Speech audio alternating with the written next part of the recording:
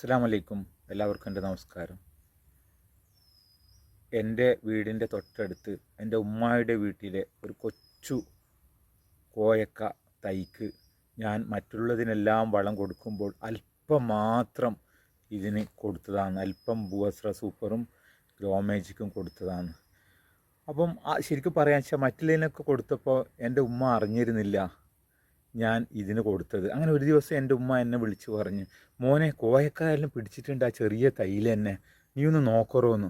അപ്പോൾ ഞാൻ ഉമ്മാനോട് പറഞ്ഞ്, ഉമ്മ എങ്ങനെ കോയക്ക പിടിക്കാതിരിക്കും, ഞാനതിന് ഭൂവസ്ത്ര സൂപ്പറും ഗ്രോമേജിക്കും കൊടുത്തിട്ടുണ്ടല്ലോ, അന്നാ മോൻ അത് എടുത്ത് നോക്കറോ എന്ന് പറഞ്ഞ് അങ്ങനെ ഞാൻ പോയി എടുത്തതാണ്. കണ്ടില്ലേ, മാഷാ അല്ലാ, കോയക്കൻ്റെ സൈസ് കണ്ട.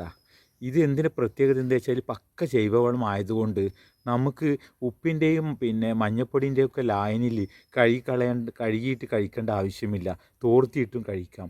അത്രയും ഒരു വളമാണ് നമ്മുടെ ജൈവവളം. ഇന്ത്യാഗ്രോയുടെ എം ഐ പ്രൊഡക്റ്റിൻ്റെ ഇന്ത്യാഗ്രോ നമ്മുടെ നല്ലൊരു പ്രൊഡക്റ്റാണ്.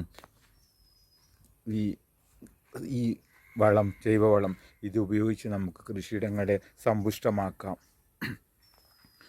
കണ്ടില്ലേ, ഇതാ കോയക്കൻ്റെ സൈസ് നോക്കിയേ. എന്താ, ഇതൊരു കൊച്ചു തയ്യാണ്, വളരെ കൊച്ചു തയ്യാണിത്. മാഷാ അല്ലാ.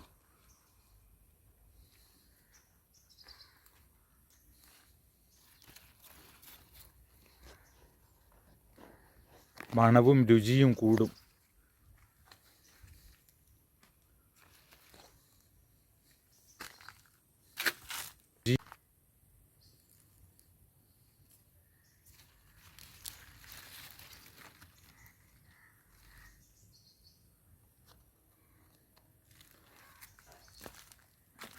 ഉമ്മാക്ക് നല്ല സന്തോഷമായി, ഇത്ര ചെറിയ ഈ കോയക്ക കൃഷിയിൽ നിന്നും ഇത്രയും എനിക്ക് കിട്ടിയല്ലോ എന്ന്.